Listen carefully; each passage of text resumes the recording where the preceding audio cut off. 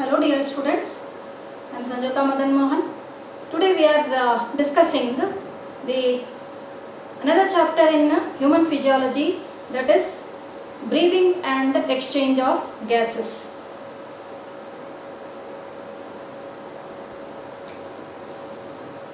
First let us try to define the process of respiration before going to discuss the breathing mechanism. Respiration is defined as the process of breakdown of food molecules in presence or absence of oxygen to its end products with release of energy. So, the process of respiration is breakdown of food molecules to its end products with release of energy. So this respiration may take place in presence of oxygen or it may take place in absence of oxygen.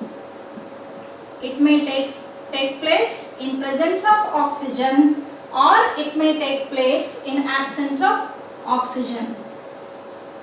If it is occurring in presence of oxygen, we call it as aerobic respiration. Aerobic respiration.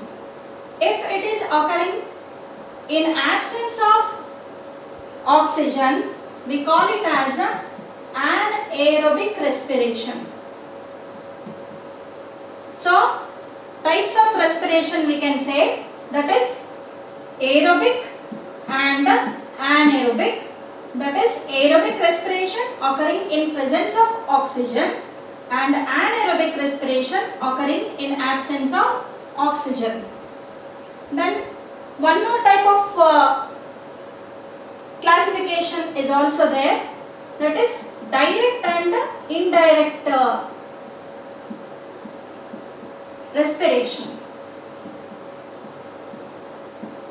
Direct respiration is the process of exchange of gases directly.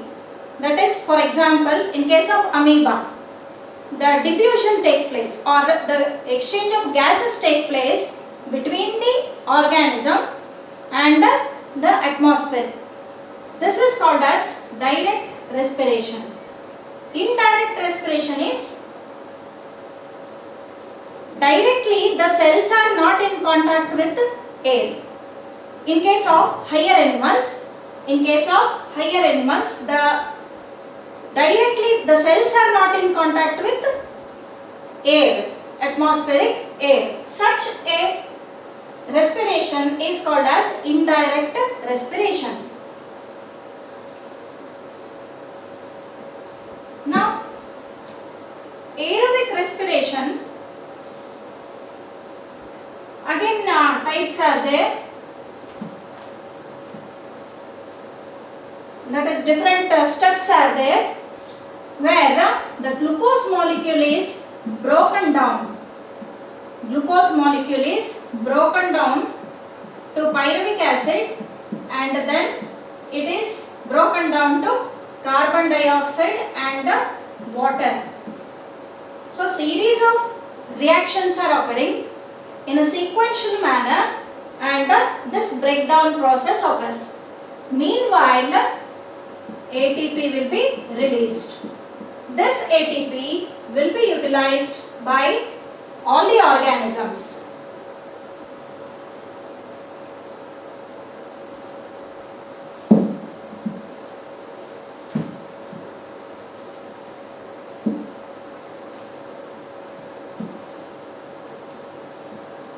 In respiration, certain steps are there. First step is breathing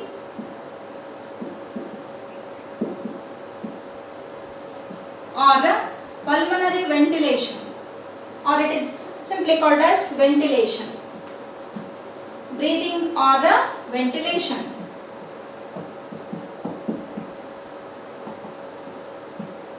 Second step is exchange of gases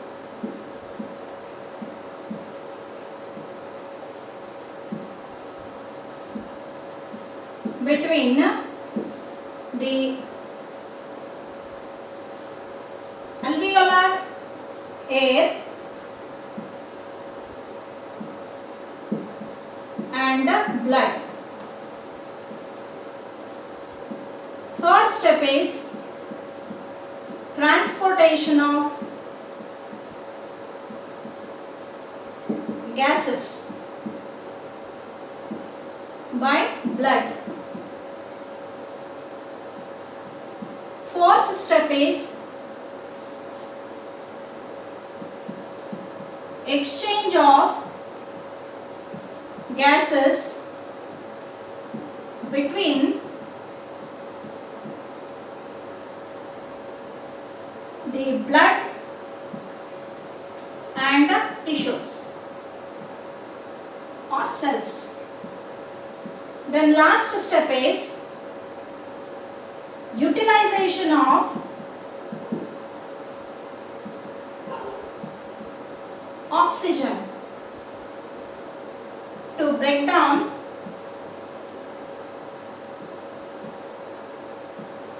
the glucose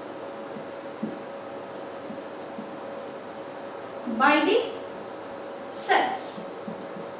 This is also called as cellular respiration. So these are the different steps involved in respiration. First step is breathing or ventilation, where exchange of gases is taking place between the environment and the organism. Second step is exchange of gases between alveolar air and the blood. So in breathing, the air is entering into the system, organ system, and in second step, that is exchange actually is taking place between alveolar air and the blood. And third is transportation of gases through blood or by blood. That is here, once the blood is exchanged with the gases or oxygen, we can say, that is, or carbon dioxide, whichever.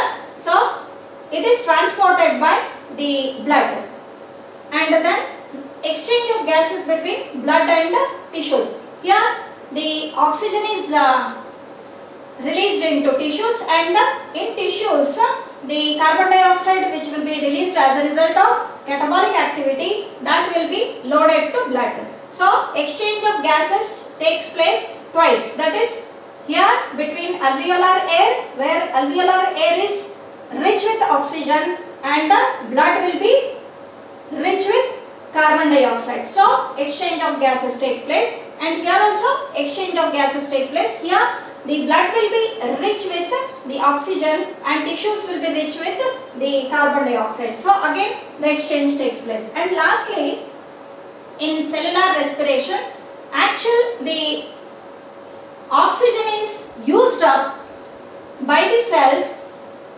to break down the food molecule, or we call it as fuel. We call it as fuel to its end products. Meanwhile, the ATP or energy is released, and that energy is utilized by the organisms for different work.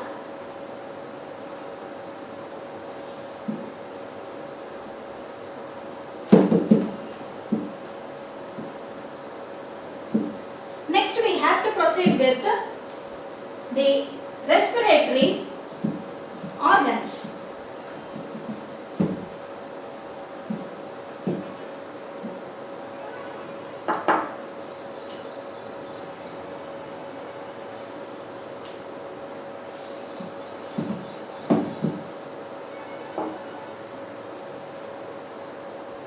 So different respiratory organs are there. First one, respiratory organs. First one, skin. So skin acts as a respiratory organ, and the type of respiration is called as cutaneous respiration. Cutaneous respiration, and it occurs in case of earthworm, frog, etc.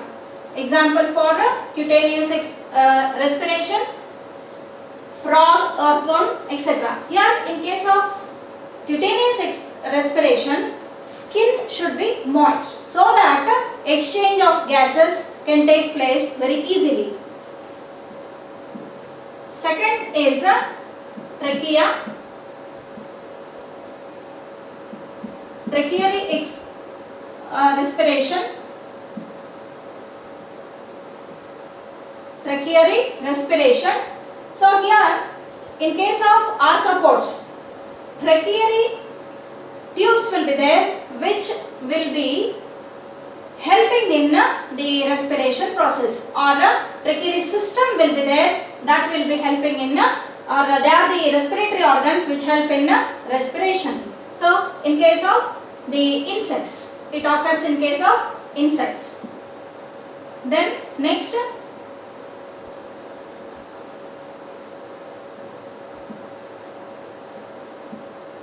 lungs.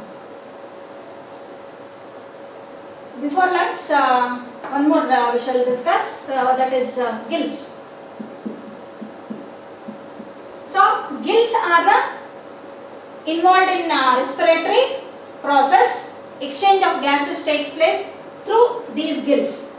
So, gills, if the respiration is occurring through the gills, it is called as branchial respiration, and it occurs in fishes and some invertebrates.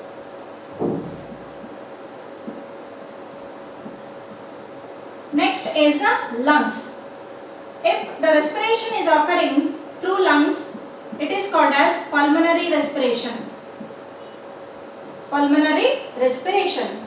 Here, the exchange of gases take place in specialized organs called as lungs, and such kind of respiration is referred as pulmonary respiration. It occurs in all higher animals, vertebrates. All higher animals, that is vertebrates.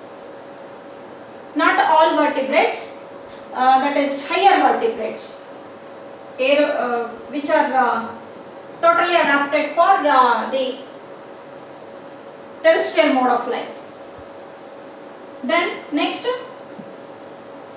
book lungs. One more type of respiratory organ, book lungs, is found in the scorpion and spider.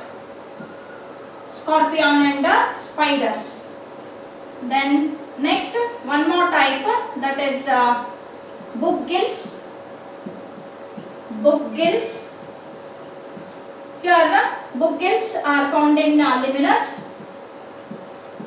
They help in the respiration process. Apart from this, in case of mollusks, mantle is also helping in the respiration. So, this is regarding the respiratory organs.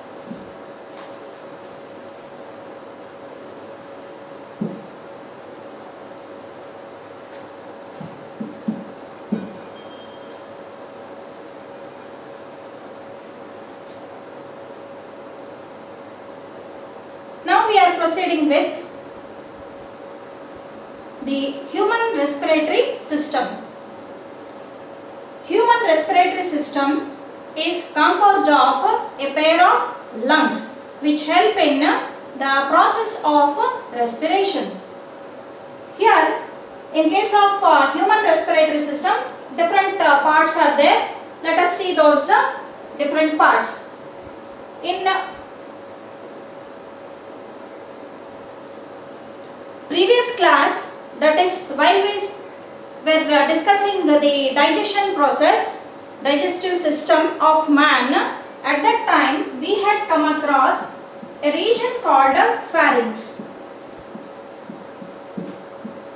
A region called pharynx, so which is common passage for food and air. So here, in case of human respiratory system, a pair of nostrils are present which are leading to nasal chamber, then nasal chamber to the common passage, that is pharynx.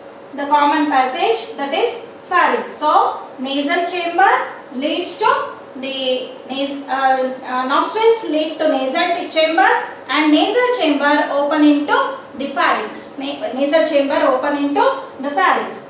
Pharynx is divided into three parts. Pharynx is divided into three parts. Nasopharynx,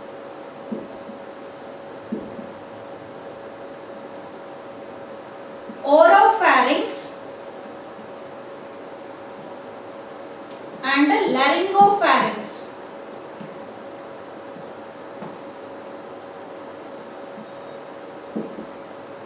Nasopharynx, oropharynx, and laryngopharynx. So these three are the different parts found in the pharynx region.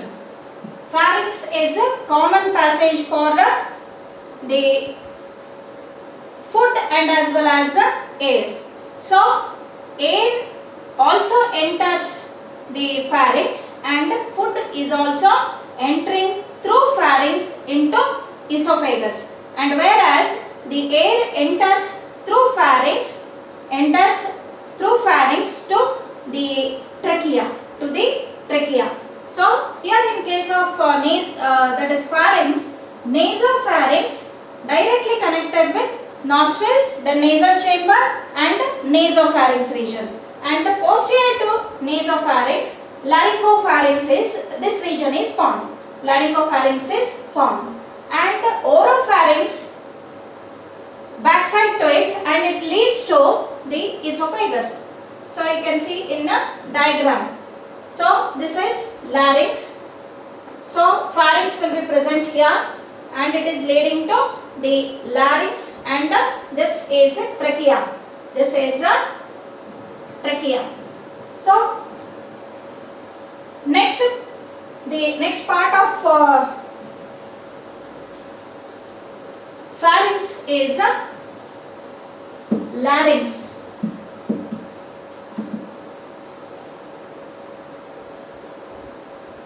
Next part of pharynx is next part of respiratory system of man is larynx. So larynx is also called as sound box, since it is producing the sound. It is also called as voice box. It is also called as voice box or a sound box. So larynx is provided with totally 6 cartilages. Totally 6 cartilages are there. 3 are paired and 3 are unpaired. 3 are paired and 3 are unpaired. So thyroid, cricoid, epiglottis. These 3 are the unpaired cartilages, and arytenoid, corniculate, and cuneiform. These 3 are the paired cartilages. So 3 are unpaired cartilages and 3 are paired cartilages. Larynx is that is here in case of larynx, the thyroid cartilage is present towards anterior region, and it is very prominent in case of the males than the females. That is why it is called as laryngeal prominence or Adam's apple. Actually it protrudes in this region, that is neck region, it protrudes in case of males or men, and it is called as Adam's apple or laryngeal prominence. Then all these cartilages except this epiglottis, which is elastic cartilage, all others are hyaline cartilage.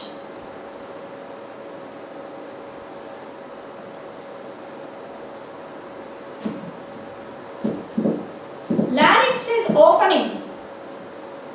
into trachea. Larynx is opening into trachea through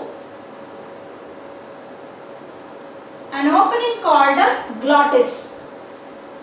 Larynx is opening through this glottis into the trachea, and this glottis is covered by epiglottis. This glottis is covered by epiglottis, and this is the opening of trachea. This is trachea. This is trachea, and this is glottis.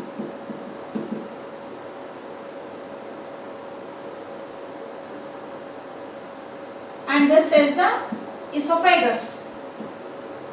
So, larynx is opening into trachea through an opening called glottis, and the glottis is covered by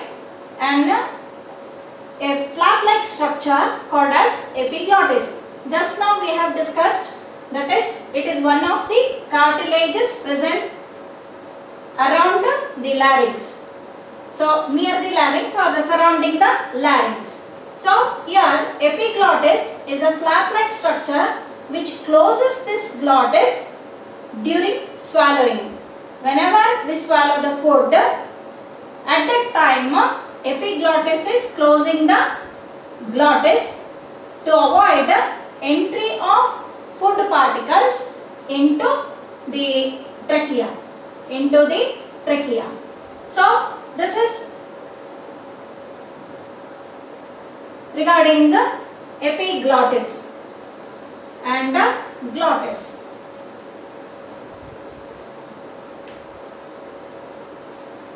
Next, larynx is opening into trachea. So, trachea is also called as windpipe. Trachea is also called as windpipe, and trachea is descending down in the thoracic cavity. Trachea is descending down in the thoracic cavity, and it is provided with C-shaped cartilaginous rings. C-shaped cartilaginous rings. Then this trachea is branching into primary bronchi. Trachea branches at the fifth position of the thoracic vertebra. Fifth thoracic vertebra. See, the trachea branches into two branches called as primary bronchi. Left primary bronchi and right. This is right primary bronchi and this is left primary bronchi. So, right primary bronchi and left primary bronchi or bronchus. So, bronchus is singular, bronchi plural. So, left primary bronchus and this is right primary bronchus. Next, the primary bronchus branches out after entering into the lungs. Branches out extensively after entering into lungs.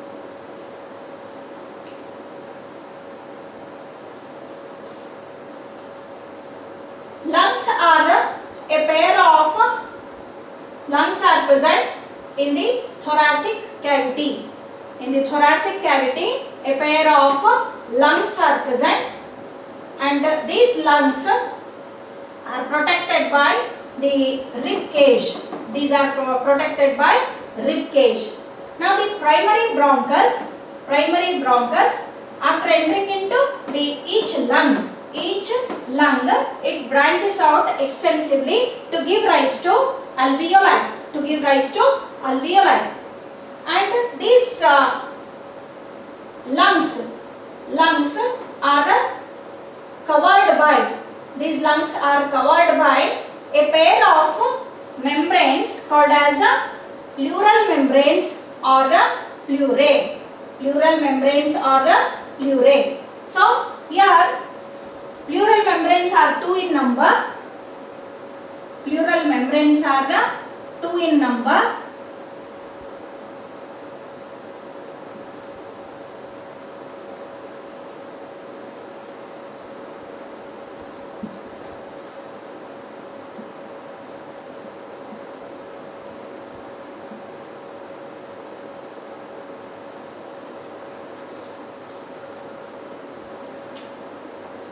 Outer membrane is called as parietal pleura and inner membrane is called as visceral pleura. Outer membrane is called as parietal pleura and the inner membrane is called as visceral pleura. Inner membrane is called as pleural membrane is called as visceral pleura. So these are the pleurae or pleural membranes. Pleurae or pleural membrane. So our inner is a visceral pleura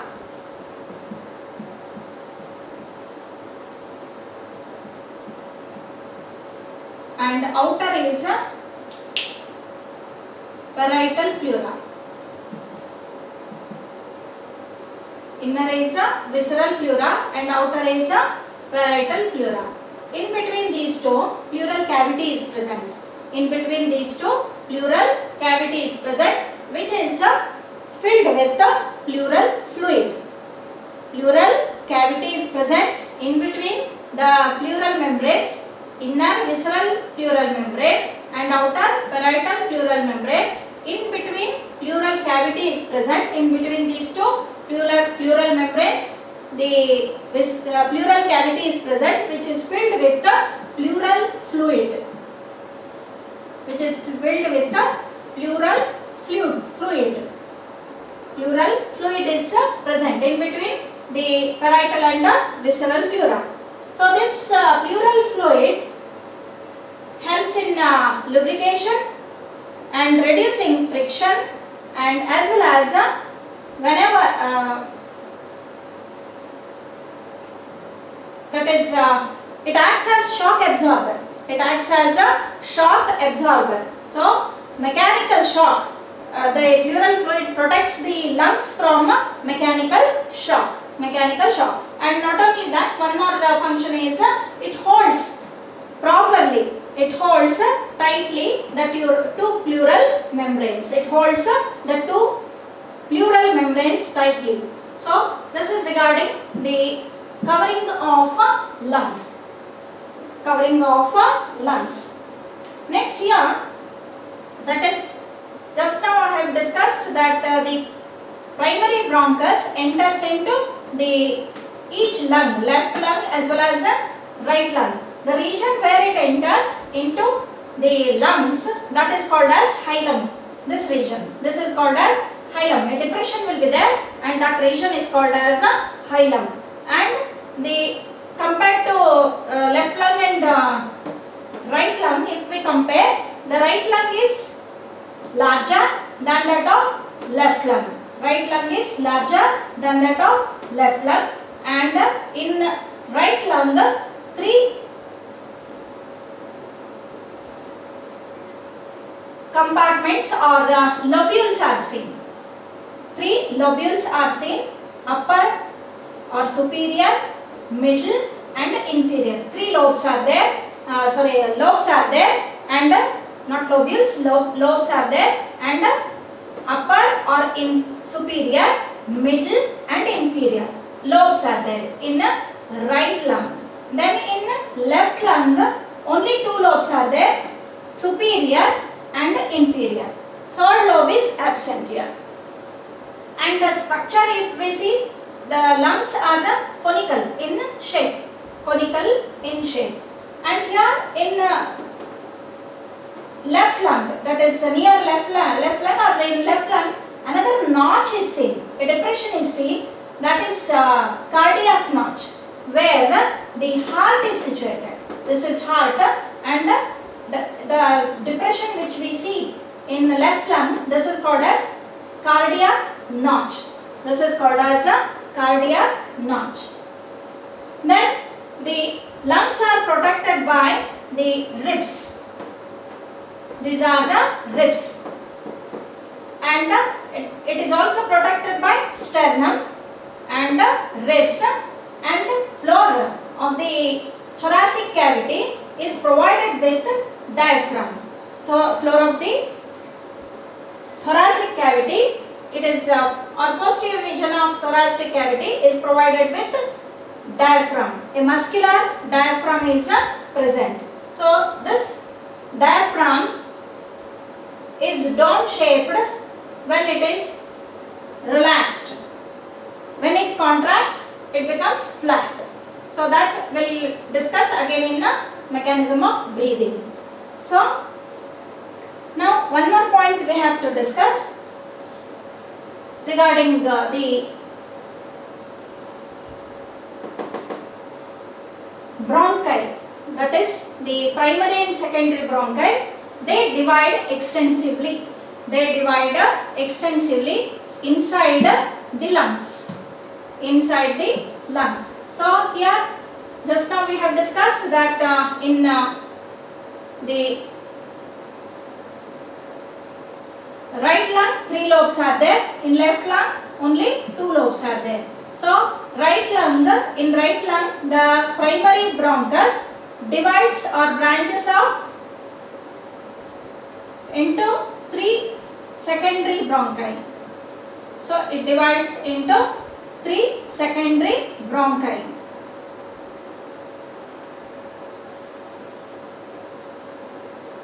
So the primary bronchus divides into secondary bronchi.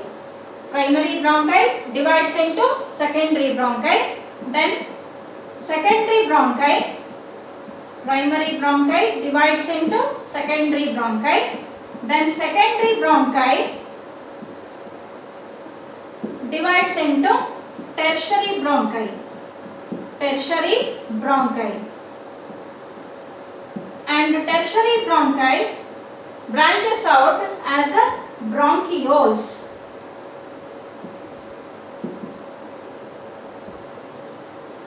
And these bronchioles, they branch out into respiratory bronchioles. Respiratory bronchioles. And respiratory bronchioles, they give rise to the alveolar tubes. Alveolar tubes. And these give rise to alveoli. These give rise to sac-like structures called as alveoli. Alveoli are the structural and functional units of lungs or a respiratory system, where actual exchange of gases take place. Actual exchange of gases take place. So here one thing we have to remember, that is right from trachea, which is provided with cartilaginous rings, right from trachea up to tertiary bronchi, the cartilaginous supporting structures will be present, and in bronchioles these cartilaginous supporting structures are absent.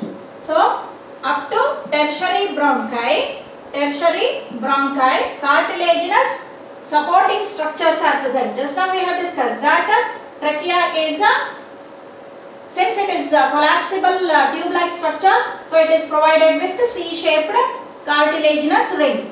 These cartilaginous rings, they are present till the tertiary bronchi, and they are absent totally in bronchioles. They are absent totally in bronchioles. So this is regarding the trachea and its branches and how it is branching out extensively into the lungs to give rise to the alveoli, which are the structural and functional units of lungs or the respiratory system. Structural and functional units of a respiratory system.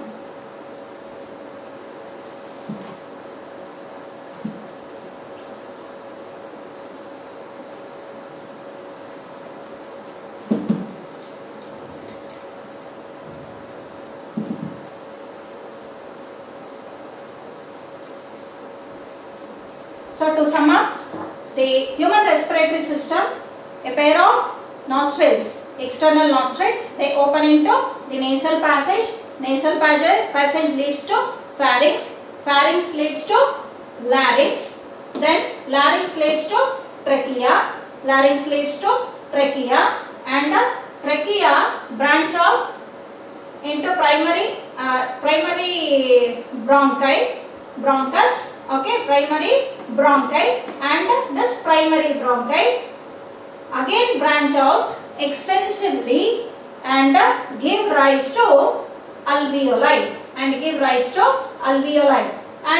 the in alveoli actual exchange of gases is taking place, and here the right from the trachea to the terminal bronchi, cartilaginous supporting structures are present, whereas in bronchioles those are absent. Those structures are the absent, and this region, that is trachea to the terminal bronchi, it is a conducting zone. And the respiratory bronchi to the alveoli, it is respiratory zone. So actual respiration is occurring in alveoli only. So, and here, that is before going into details of next part, that is mechanism of breathing. So one more thing we have to discuss, that is regarding two types of muscles which are involved in the actual process of breathing, mechanism of breathing. So they are the intercostal muscles.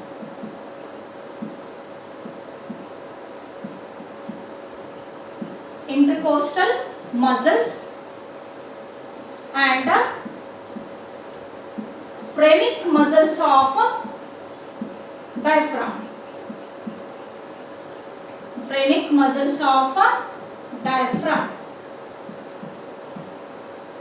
So these two are playing very important role. These two muscles, set of muscles, are playing very important role in the mechanism of breathing. So intercostal muscles, intercostal muscles, costae means ribs. Just now we have discussed, that is these lungs are protected by rib cage, that is ribs are present. So in between these ribs muscles are present, and they are called as intercostal muscles. Here external intercostal muscles and internal intercostal muscles. Two types of intercostal muscles are there. So intercostal muscles are playing very important role during mechanism of breathing. And one more is phrenic muscles of diaphragm. These are also playing very important role during the mechanism of breathing.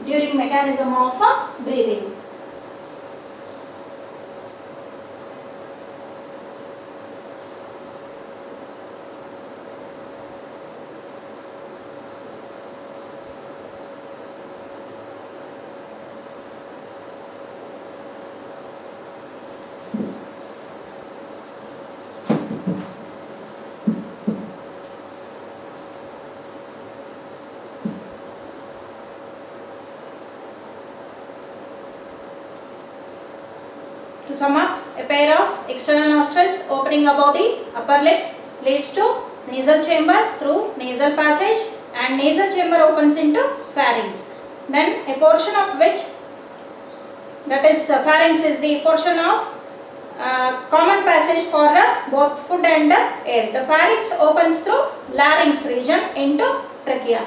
Then larynx is cartilaginous box provided with 6 different types of cartilages we have just discussed. So, and it helps in production of sound. Hence it is also called as sound box. Next we are proceeding with the mechanism of breathing. Next we are proceeding with mechanism of breathing. How to define the process of breathing? The process of breathing is intake of air from atmosphere into lungs and letting it out into the atmosphere again. So intake of air and letting it out through lungs, from lungs into atmosphere is referred to as a breathing. So breathing involves two steps. Breathing involves two steps. First is called as inspiration, or it is also called as inhalation. Inspiration or inhalation, and the second step is called as expiration or exhalation. So breathing is intake of air and letting it out. That is called as breathing. That is, the air is taken in and then it is thrown out. That is breathing. So in breathing, two steps are there: inspiration and expiration. Inspiration is also called as inhalation and expiration is also called as exhalation. Inspiration is the process of intake of air. The process of intake of air from atmosphere. The air is entering into lungs. This is called as inspiration or inhalation. And expiration is the process of letting the air out of lungs into atmosphere. The process of expiration or exhalation is letting the air out into atmosphere from lungs. This is expiration or exhalation. In case of man, inspiration is an active process. Inspiration is an active process and expiration is a passive process. So inspiration is an active process. That means it requires energy requiring process. So inspiration is an active process. That means it requires energy. And expiration is a passive process, that it doesn't require any energy. It doesn't require any energy. So let us discuss what all events are occurring during these processes.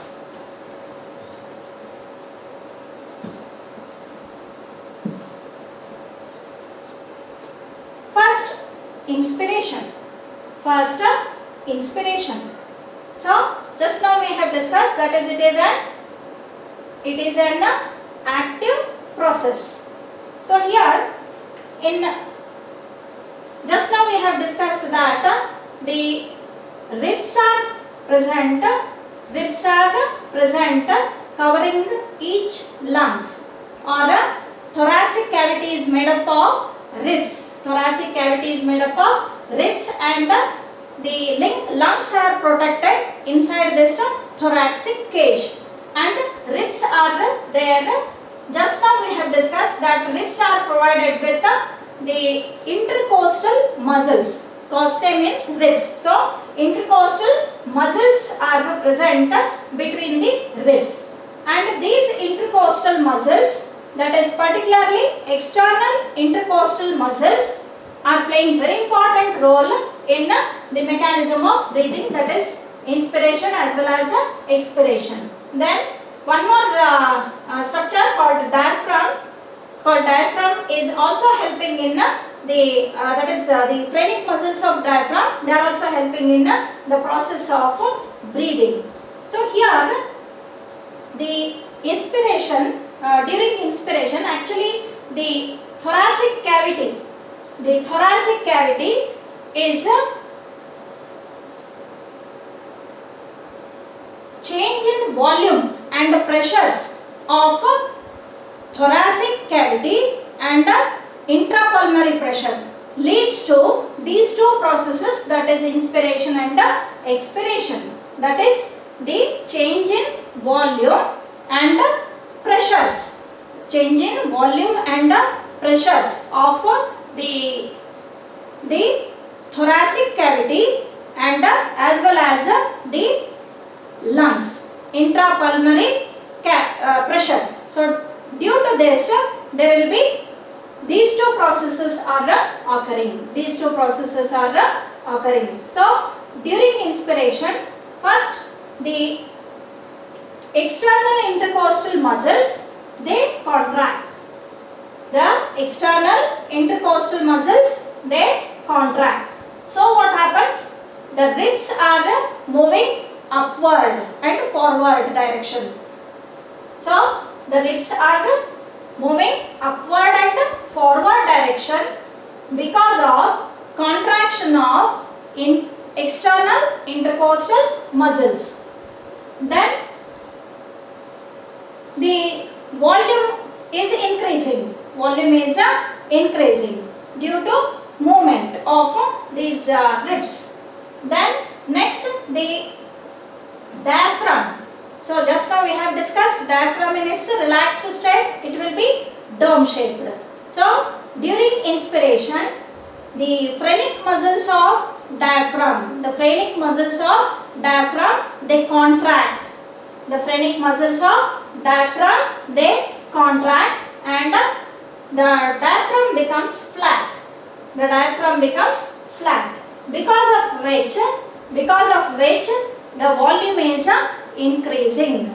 The volume is increasing. So two things are occurring here. First thing, that is in external intercostal muscles contract, because of which the ribs are moving moving upward and forward direction, and the phrenic muscles of diaphragm, they are also contracting and the diaphragm is becoming flat. Diaphragm becomes flat. That is due to contraction it becomes slightly flat, and because of which the volume of thoracic cavity increases. Volume of thoracic cavity increases. So because of movement of the ribs and as well as contraction of diaphragm, so the volume of thoracic cavity increases. So here one more thing we have to remember.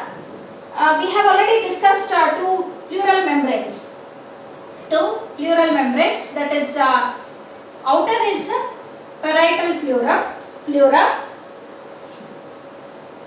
Outer is parietal pleura and inner is visceral pleura. Just now we have discussed. So outer pleural membrane is parietal pleura and visceral pleural membrane is inner pleural membrane is visceral pleura.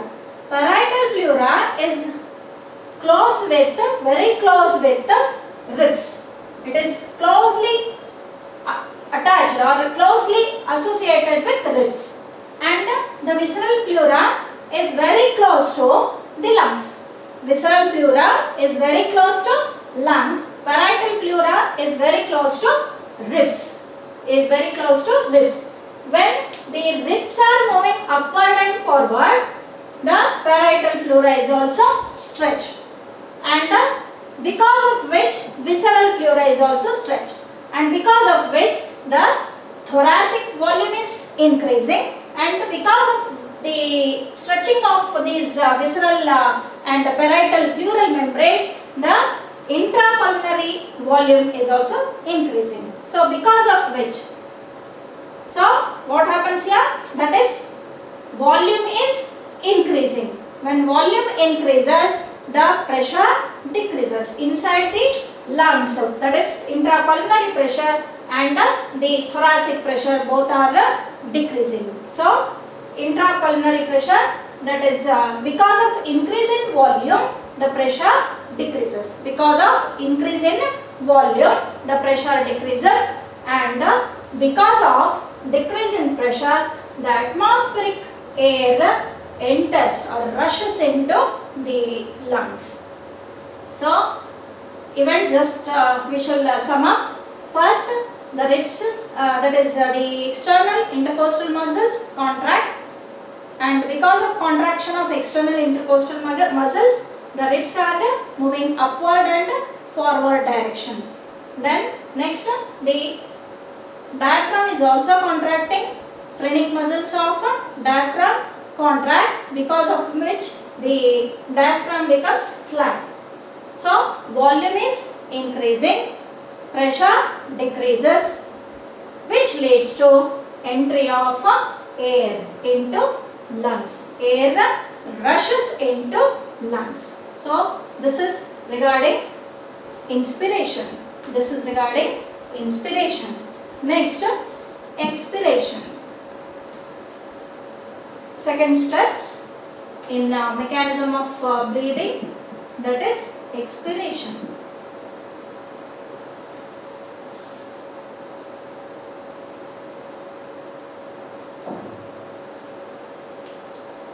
Expiration, just now we have discussed, it is a passive process, and in expiration just reverse processes are occurring, whatever have occurred during inspiration. That is, external intercostal muscles relax. So ribs come back to their original position. They move backward and downward direction. That is, they come back to their original position. Next, phrenic muscles, they relax. Phrenic muscles of diaphragm, they relax, and the diaphragm becomes again dome shaped. The diaphragm becomes again dome shaped. So because of this, what has happened? Volume of thoracic cavity or intrapulmonary, that is volume of thorax decreases, because of which the pressure inside the lungs increases and the air is expelled out of lungs. So what happens here? Ribs, that is external intercostal muscles of ribs relax. So the ribs are moving backward, or they come back to their original position, backward and downward. They move backward to downward, backward and downward, and the phrenic muscles of diaphragm, they also relax, and the diaphragm becomes dome shaped again, and the thoracic volume decreases. So pressure increases, because of which the air is moving out. Air is moving out of the lungs. So this is regarding the expiration. This is regarding the expiration. So breathing mechanism involves two processes or two steps. One is expiration and one is inspiration and another is expiration. Inspiration is an active process, expiration is a passive process, and this mechanism, breathing mechanism, is occurring because of first thing, change in volume, and second thing, change in pressure. So change in volume, change in pressure. When volume increases, pressure decreases. When volume decreases, pressure increases. So this, on this mechanism, on this basic mechanism, the lungs are functioning. The lungs are functioning, and the main mechanism of breathing is taking place. Next, we have to study some respiratory volumes and respiratory capacities. Respiratory volumes and respiratory capacities. Before that, that is per minute in a healthy normal person. Normal person, that is breathing rate or breathing, number of breathing or number of inspiration and expiration occurring per minute 12 to 16 times. 12 to 16 times. Normal healthy person breathes or breathing rate is 12 to 16 times per minute. 12 to 16 times per minute. Now we shall see these respiratory volumes and capacities. Respiratory capacities. First thing, that is tidal volume. First is tidal volume. So all these respiratory volumes and capacities are measured with the help of a spirometer. to find out efficiency of that is lungs, pulmonary system. So tidal volume, volume of air inspired or expired during normal respiration. During normal respiration, it is approximately 500 ml.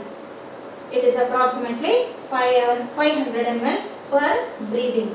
500 ml per breathing, and it is about 6,000 to 8,000 ml per minute. 6,000 to 8,000 ml per minute. Next is inspiratory reserve volume. It is additional volume of air a person can inspire by forcible inspiration. A person, additional volume of air a person can inspire by forcible inspiration. How much it is? It is about 2,500 to 3,000 ml. The next, expiratory reserve volume. Expiratory reserve volume. It is additional volume of air a person can expire by a forcible expiration. A person expire by a forcible expiration. It is about 1,000 to 1,100 ml. The next, residual volume. Next is a residual volume. Residual volume is volume of air remaining in lungs even after forcible expiration. So, even after forcible expiration, the amount of air which remains in the lungs, it is about 1,100 to 1,200 ml. Then inspiratory capacity. Then inspiratory, this is that is residual volume. Because of this, the alveoli are not collapsing. One reason, and another reason is in alveoli surfactant is present. Alveoli surfactant is present, and this surfactant is not allowing the alveoli to collapse when we breathe out or after expiration. After expiration, they are not collapsing totally. They are not collapsing totally because of presence of this surfactant. Okay, for lipid lecithin. Lecithin is present, and because of which it is also called as surfactant, because of which the alveoli are not collapsing. Alveoli are like balloons, so they are not collapsing. Next, the inspiratory capacity, that is total volume of air a person can inspire after normal expiration. Inspiratory capacity is a total volume of air a person can inspire after normal expiration. This is called as inspiratory capacity. It is a tidal volume plus the inspiratory reserve volume. 500 plus 3,500, about 3,500 ml. Then expiratory capacity. Expiratory capacity. It is total volume of air a person can expire after normal inspiration. It is about tidal volume plus expiratory reserve volume. That is 500 plus 1,100 is about 1,600 ml. 1,600 ml. Then next, some capacities are there. So functional residual capacity. Functional residual capacity, volume of air that will remain in lungs after normal expiration. After normal expiration, it is about the expiratory reserve volume plus the residual volume. Expiratory reserve volume plus residual volume, that is 1,600 plus 1,200, nearly about 2,800 ml. Approximate values are given here. Then vital capacity, maximum volume of air a person can breathe in after forced expiration. After forced expiration, it is given by expiratory reserve volume, tidal volume, and inspiratory reserve volume. That is, expiratory reserve volume is 1,100, tidal volume is 500, inspiratory reserve volume is 3,000. It is nearly about 4,600 ml. Then total lung capacity, total volume of air accommodated in the lungs at the end of a forced inspiration.